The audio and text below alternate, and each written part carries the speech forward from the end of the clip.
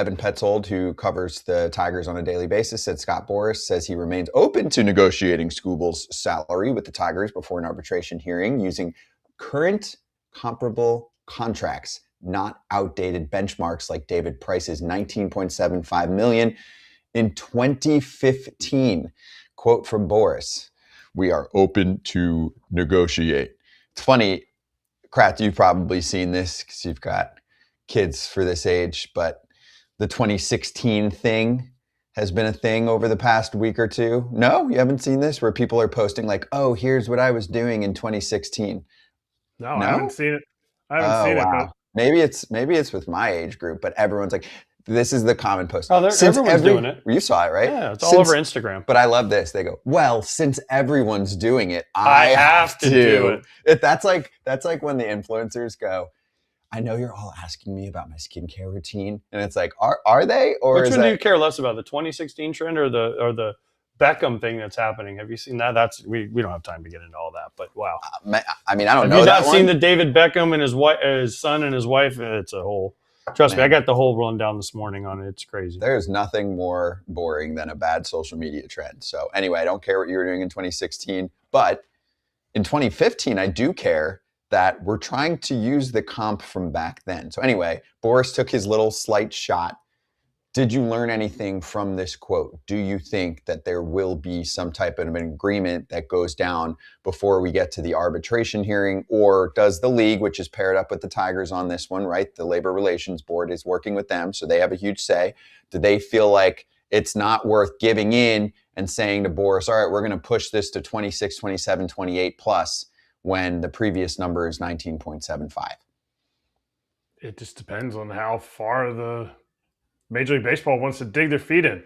This isn't a Tigers versus Skubal thing. So any fans who are like, "Oh, he's going to be pissed off at the Tigers," this is a Major League Baseball versus essentially the Players Association or the future of every really good pitcher that reaches arbitration and has won Cy Youngs. I mean, Tarik Skubal is sitting there going, "Paul Skeens, I'm just kind of trying to help you out here." But it's a landmark arbitration case. They're sitting there going, okay, Scott Boras has done nothing in his career more than growing the salaries for the next player. He has always, has it looked smooth to fans? No, it hasn't. Has he done the best for his clients and his future clients that are probably still in high school right now that he doesn't even know he has yet? The next superstar? Tarik Skubal is the next superstar. So he's trying to push that level of where the arbitration process is behind. And if landmark players like Tarik Skubal, like Juan Soto a few years ago, don't push this number, then Major League Baseball wins. If we're looking at arbitration as a case of winning and losing. And Major League Baseball looks at it as, if we don't win this is going to be, I'm not going to say catastrophic, but this really moves the needle. Do you have to do incredible things? Yeah, you got to win back-to-back Cy Youngs. You have to be the best pitcher in your respective league.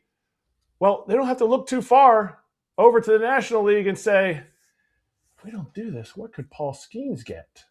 So Major League Baseball is going to dig their feet in, and I don't think there's a number that Scott Boras says is fair that Major League Baseball also says is fair.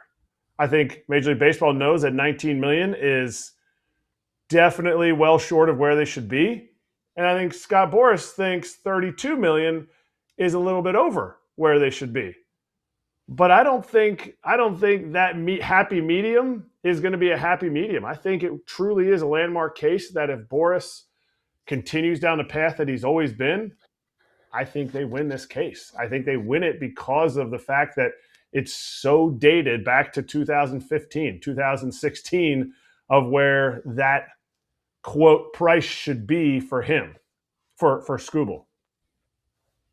Okay, well, there's a couple things on this. One, the fact that we're using 2016 is crazy. Okay, look at the way that salaries have gone up. 2015. Sorry, the way salaries have gone up. Okay, but it was his 2016 salary that they went, right, wasn't it?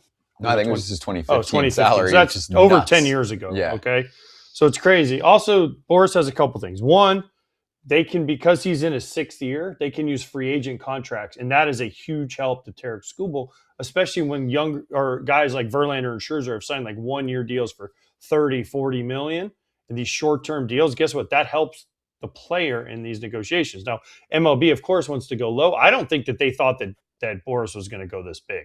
I thought they were like, oh, we'll go 19, Boras will go 25, right? But he went 32, so now there's a monster gap in between here. The middle's 25 and a half. So Boras is probably like, hey, you get to 28.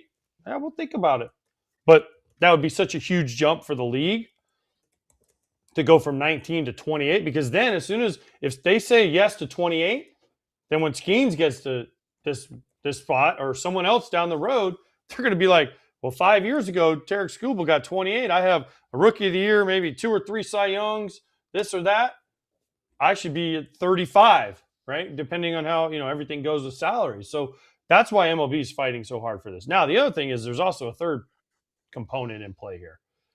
The owners hate arbitration, okay? Because they don't want arbitration. They've had one arbitration since the players got arbitration. Marvin Miller back how many ever years ago, right? So if they can prove that Tarik Skubal is not worth more than David Price was in 2015, that's another chip they can put on their negotiating table and say, look, guys, your best pitcher, he got screwed in arbitration. We don't like arbitration. Maybe you guys shouldn't like arbitration either. And they could try and get rid of it. They could use that in the CBA and say, one of your best he got what a guy 15, almost 12 years ago, less than what he got, right? And then the Players Association is going to go, well, we lost, maybe we should look at changing this. So again, there's a third thing in play, and it's kind of the overriding factor in all of Major League Baseball right now. It's just damn CBA. And I'm already tired of talking about it. We got like 12 more months to talk about this. It's a factor in everything that happens right now. But also, here's another factor. The arbitration panel, unless stuff has changed, is 3 humans, right? Mm-hmm. 3 humans. And they make their case to each other on where they're going to vote, right? So even if you get one side, one the other, there's going to be someone that splits this up. Every once in a while, there's a case where it seems obvious that one side's going to win and the other side wins. Why? Because these people are not the most educated on baseball, and they want it to be that way for some reason, right? Well, they want it because they're not supposed to be influenced, whether they're like have a team or whether they have something going on, right? So they don't want that. And again, as someone that's been through this process, I've been in this process, I've been in this room, I've been through this whole thing. They don't tell you why you won. They don't tell you why you won. They don't tell you what the number was they came to a conclusion on. They just give you a you win or you win. And there's no explanation. This isn't like a law case, right? Where the law, after the judge makes a decision, then they write like a thing explaining why they made this decision or why they're doing this, or like the Supreme Court, well, we voted this way because of this case back 100 years ago, whatever it was. They just say, hey, Skubal won, the Tigers won. There is no explanation. You get one phone call from your agent. They call the union and they call the owners, and the union calls you or your agent. They say, you won, you lost. And that's it. It's over. And that's what you get. But there's no explanation. There's nothing. The problem with that is these people want to keep their jobs. Of course. And this is the biggest case of all time.